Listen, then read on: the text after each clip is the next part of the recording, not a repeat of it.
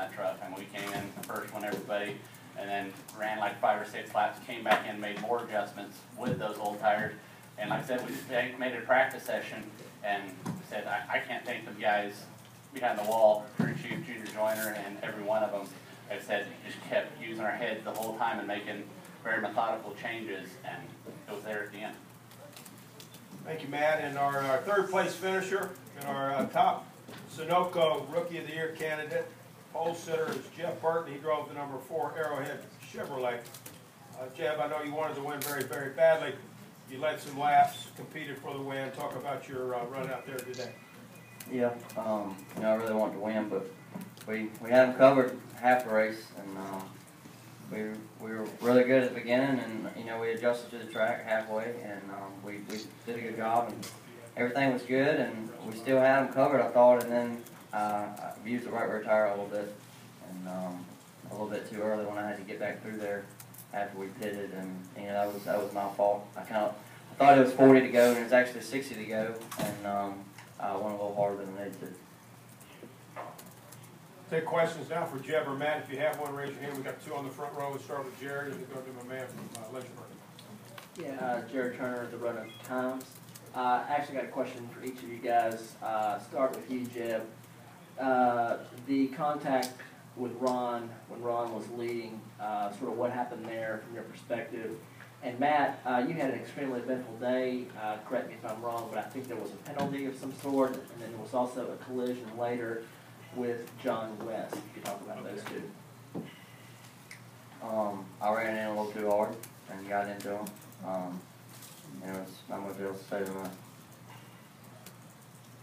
that. Mine was, and I definitely ran in the back of him. I got in there deep. I was on new tires then, and I got in there, and he woed up, and like I said, that was 100% my fault. I hit him. I moved him up the racetrack, and I let him gather it back up, and he was starting to come back down, and I was trying to let him gather it back up. About that time that somebody piled into me from behind, the 94 started pushing me, and hopefully he goes back and watches the tape. I know he's, angry, and they were all angry down there running their jaws, but like I said, I was getting pushed from behind. I was on the brake, off the gas, like, come on guys, let me go, we're wrecking him, and finally he got turned because of everybody behind us. Like I said, I take blame, 100% blame for the first incident when I got into him, but I didn't finish him off.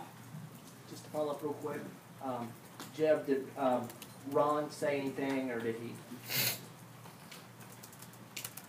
Being sort of like Lynchburg News Events, Jeb, you and I talked yesterday, and you said it's important to rattle off these single-digit finishes.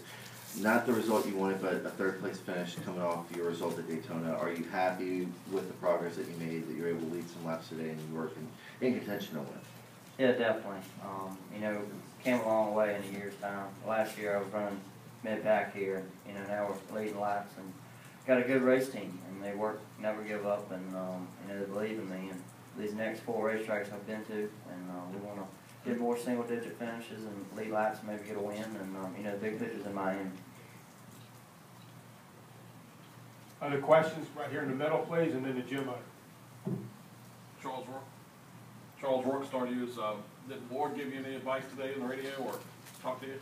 He said two words: protect the bottom and stop arguing it. That's all he said all day. So you know, he's kind of letting me take control of it now.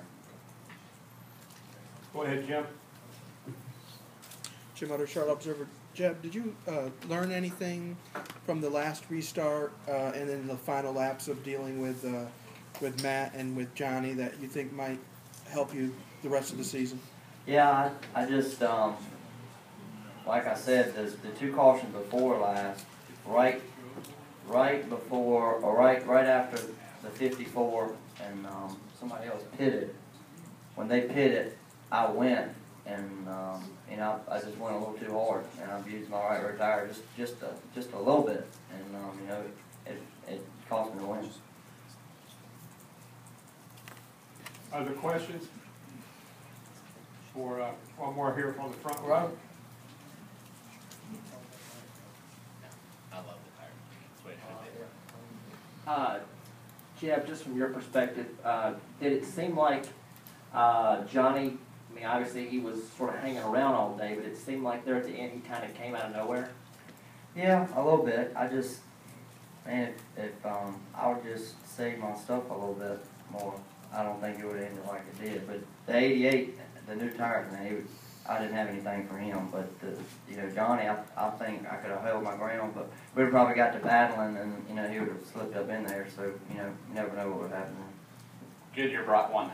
First thing I gotta say is I know Goodyear catches flack over stuff. They brought one hell of a race tire for this place. I mean, it is one awesome race tire. It's the best tire I've ever been on in Martinsville. And if you drive it hard early, it goes away. If you save your stuff and just don't slip the tires, it will come in at the end. And that's what Johnny did. And like he said, he was just on the other end of the stick. Yeah, that puts it back in the driver's hand. Like next weekend at Rockingham, big time there. And it's fun to race like that. When we go to tracks where everybody's got all the grip, it's all about it's still about handling here, but tires play a factor, and it works out good. Let's go back to front row with Jim Utter. Mr. Kerry, correct me if I'm wrong, Cup uses the same tire, right? That is correct.